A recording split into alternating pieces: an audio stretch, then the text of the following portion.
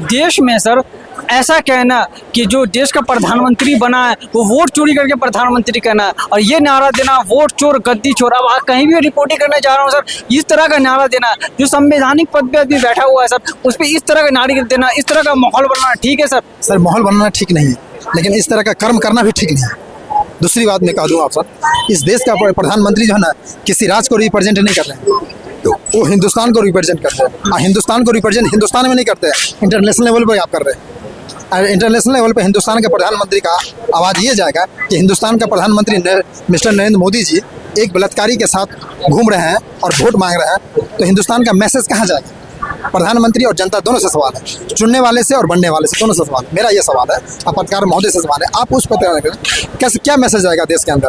देश के अंदर मैसेज ये जाएगा कि इंटरनेशनल लेवल पर ये मैसेज आएगा, अरे हिंदुस्तान का जनता कैसा है यार, हिंदुस्तान के जनता के मतलब समझ नहीं है कि एक प्रधानमंत्री एक मैसेज बलात्कारी नेता के साथ, बेटियों के बलात्कारी के साथ हो रहा है और मैसेज दे रहा है कि इसको मंत्री बनाइए। This is the poor person. ये क्या है? ये पुअर थिंकिंग है नेताओं और जनता का भी पुअर थिंकिंग है, जिसने बनाने वाले चुनने वाले को। अब क्या मैसेज? हम किसी के पक्ष में नहीं बोल रहे। इस तरह का बिहेव किया है क्या? प्रधानमंत्री जी मनमोहन सिंह जी भी थे, अटल बिहारी वाजपेयी भी थे, क्या ऐसा काम किए? एक बलात्कारी के साथ आपको इंसाफ दिलाना चाहिए, उसको दंडित करना चाहिए, आप उसको थाना में भेजना चाहिए, आपको उसको हाथों में हथकड़ी लगाना चाहिए, उसके साथ इंसाफ देना। बेटी के साथ और बलात्कारी के साथ अंतर होता है ना, तो वो मैसेज अब क्यों है? क्या मैसेज आ रहा है हिंदुस्तान को वर्ल्ड लेवल पे? हिंदुस्तान एक ऐसा डेमोक्रेसी है, हिंदुस्तान को मैसेज दे रहा है हिंदुस्तान कि हिंदुस्तान का जैसा डेमोक्रेसी रूस में भी होना चाहिए, नॉर्थ कोरिया का डेमोक्रेसी देखिए, चाइना का डेमोक्रेसी देखिए, ऐसा हिंदुस्तान में लागू मत कीजिए। अब पाकिस्तान का डेमोक्रेसी देखिए, तानाशाही डेमोक्रेसी है, दिन भर जाता है। में तो तानाशाही, वहाँ डेमोक्रेसी क्या है सर? रूस में कैसा डेमोक्रेसी है? रूस में तो बिल्कुल खत्म तब तक रहेगा। क्या उसका बाप का राज है क्या? हाँ, जनता ये जागरूक होना चाहिए, बात यही चीज़ है। ये मैसेज अगर राहुल गांधी दे रहे हैं अच्छी बात है। याद दिला दूँ 1950 Martin Luther king, I have a dream, उसका एक पोएम है, I have a dream, 12th book में आप पढ़िएगा। मार्टिन लूथर क्या था अमेरिका का इतिहास में? मार्टिन लूथर किंग, यहाँ नेता लोग बोलते हैं राहुल गांधी को गोली मार दो, इस तरह का भाषा का यूज होता है सर राहुल गांधी के खिलाफ। जब नेता इस तरह का भाषा क्या मतलब पिंटू महादेवा इस तरह का भाषा बोलता है तो हिंदुस्तान का डेमोक्रेसी इसका मतलब खतरा में है। स्पष्ट दे रहा है कि हिंदुस्तान का डेमोक्रेसी खतरा है, तो साबुत दे रहा है। जो सरकार में वो भी साबुत कर रहा है हिंदुस्तान का डेमोक्रेसी खतरा है। डेमोक्रेसी में आप किसी खुलेआम कहोगे गोली मार देंगे और सरकार कोई एक्शन नहीं ले रहा है, इसका मतलब सरकार चूड़ी पहना हुआ है। सरकार चूड़ी पहना हुआ है। जब एक व्यक्ति जिसका नाम है स्मृति ईरानी,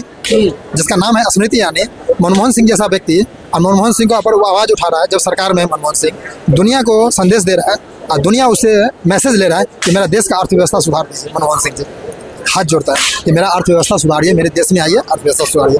लेकिन वो मूर्ख व्यक्ति स्मृति ईरानी जिसका डिग्री नहीं है, उस नेताओं को गाली दे रहा है कि आपके देश में महंगाई है, 300 रुपये सिलेंडर है, 14 रुपये चीनी है। अरे मूर्ख लेडीज, उसको चूड़ियाँ भेजती हैं मनमोहन सिंह को, शर्म नहीं आती है तुमको? जब दुनिया पूछता है तुम अपने नेताओं को गाली दे रहा है। दूसरी बात मैं बता रहा हूँ जीएसटी कम हो गया, जीएसटी पे भी यार, अरे जीएसटी इसको पूरा कर लीजिए, उसके बाद जीएसटी पे भी आएंगे, तमाम चीजों पे आएंगे। आपने बोला ना कि सर उस समय का डिबेट था, अभी का डिबेट, चिंता क्यों करे, हर बात को जवाब दूंगा। हम तो कहते हैं कि पूरा भारत का जितना भी भाजपा नेता है हम लोग के सामने आवे ना, एक एक के चड्डी उतार देंगे। हाँ बस दूसरी बात, आपने ये बहुत बड़ा बात बोल दिया सर। कोई बात नहीं, क्या दिखाऊंगा, बिल्कुल दिखाए ना, बिल्कुल डिबेट कीजिए। किसी को गोली, लोकतंत्र में किसी को गोली मार दीजिएगा, किसी को गाली दीजिए, तो लोकतंत्र और राजतंत्र में क्या अंतर रह गया? तब तो ये तानाशाही हो गया, अभद्र टिप्पणी हो गया, बलात्कारी वाला टिप्पणी हो गया। लोकतंत्र होता है ना, भारत का संविधान जो लोकतंत्र पर आप गाली उठा रहे हैं इस तरह से, इसका मतलब क्या है? आज़ादी, जितना भी लोग आज़ादी हुए थे उसको गाली दे रहे हैं।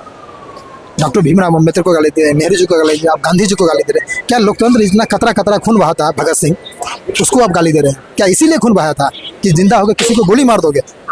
तमाम नेताओं पर सवाल उठता है ना। क्या उसी दिन के लिए क्या सचिंद्र संध्यान सुने थे ककोरी हत्याकांड 1922 में तमाम हुआ था? क्या नेता इसीलिए शहीद हुआ था कि किसी को आप गोली मार दोगे? जो नेता जो अपने देश के लिए कुर्बान हो जाता है, अपने वतन के लिए कुर्बान हो जाता है, और आजकल का चिल्लर चौवनी नेता कह रहा है कि तुमको गोली मार देंगे, ये सर शर्म की बात है। तमाम नेताओं को, पत्रकार को भी इस पर आवाज़ उठाना चाहिए।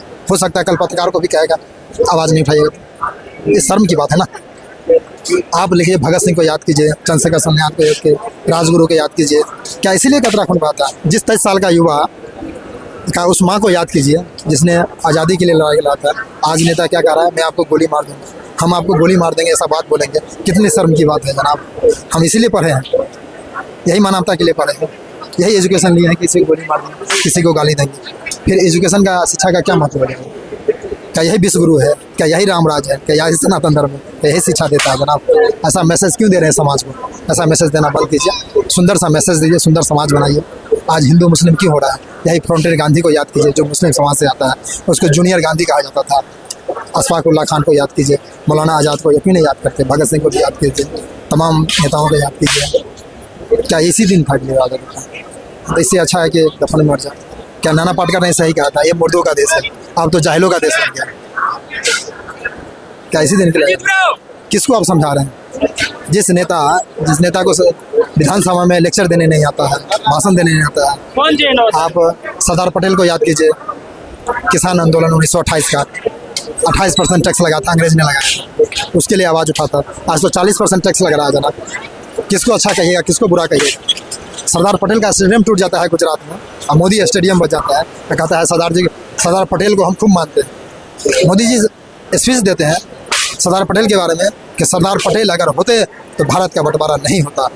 अरे मोदी जी, सरदार पटेल जी गृह मंत्री थे, आपको ये मालूम है? पहले मोदी जी प्रधानमंत्री जो होते तो भारत का आम चुनाव पहले कब हुआ था? लोकसभा चुनाव पहले कब हुआ था? 1951 1952 दोनों के बीच हुआ था। आप ये सोच लीजिए, कॉमन सी बात है, जिस व्यक्ति का मृत्यु 1950 में हो जाता है वो व्यक्ति प्रधानमंत्री कैसे है? जबकि उप प्रधानमंत्री बने थे, गृह मंत्री बने थे सरदार पटेल। तमाम नेताओं के 552 रियासत जो व्यक्ति जोड़ा हिंदुस्तान के लिए, आज उस व्यक्ति के नाम का स्टेडियम तोड़ दिया जाता है। आप पत्थर को मत पूजिए, भगवान ये नहीं कहते कि आप हमें पूजिए। पावर ऑफ थ्योरी, जब पावर ऑफ थ्योरी आप नहीं पढ़ेंगे, अब APJ अब्दुल कलाम ये नहीं कहे कि आप हमें पूजिए, पावर ऑफ थ्योरी को पूजिए, कलाम जी को शब्द को पूजिए, विचारधाराओं को पूजिए, तभी आप एक अच्छा हिंदुस्तान बना सकते हैं। भगवान राम का थ्योरी को पूजिए, भगवान राम का फोटो पूछिएगा ना, तब वो नॉलेज नहीं आएगा। भगवान राम शिक्षा कहाँ लिए? गुरुकुल में लिए, तो गुरुकुल में एजुकेशन प्राप्त किए ना, थ्योरी प्राप्त किए ना, थ्योरी को पूजिए। आज क्या हो रहा है हिंदुस्तान में, उस पर लोग बात नहीं करेगा, वर्तमान को बात नहीं करेगा। वो बात क्या करेगा? बाबर युग में बात करेगा, बाबर के शादी में क्या क्या बना वो सबको याद है, राम जी के शादी में क्या क्या बना वो क्या। लेकिन आज के डेट में आज के युवाओं से पूछिए कि आपके पिताजी के शादी में क्या बना, तो उसको कुछ नहीं याद। सर उसको कैसे पता रहेगा किसी पिताजी की शादी में क्या बना? सर आप तो असज बात है ना, फिर राम जी के बना कैसे याद हो जाता है?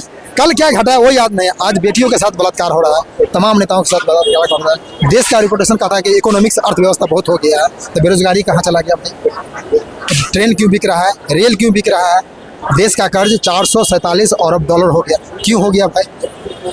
चीनी का रेट इतना क्यों हो गया? महंगाई के इतना, ड्राई फ्रूट का रेट इतना क्यों हो गया? शिक्षा इतना महंगा क्यों हो गया? जब वही अंग्रेज जमाना का लीडर, आप भारत को आज़ाद करने वाले पटेल जी, 28% GST कांग्रेस से लगाता था अंग्रेज के टाइम में, तो आवाज़ उठाया करते किसानों के लिए। आज GST 40% हो गया। किसका अच्छा हुआ, किसका बुरा मान रहे हैं? इसका मतलब दादागिरी टैक्स हो रहा है ना। अब आ जाइए नमक सत्याग्रह 1922 गांधी जी के समय में, थोड़ा याद कर लीजिए चाहिए उस समय को। इतिहास को भूला थोड़े। जो कह रहा है 2014 में आज़ाद हुआ है, तो वो अपना सर्टिफिकेट दिखाएं, उनका सर्टिफिकेट कब बना?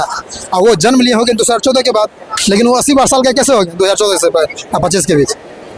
कॉमन सेंस की बात है। आप खुद को बेइज्जती खुद करा रहे हैं, ये शर्म की बात है। इंटरनेशनल लेवल पर उनको रखा जाएगा तो वो गालियाँ देंगे ना कि कैसा कैसा प्रधान एक नेता बन जाता है हिंदुस्तान में।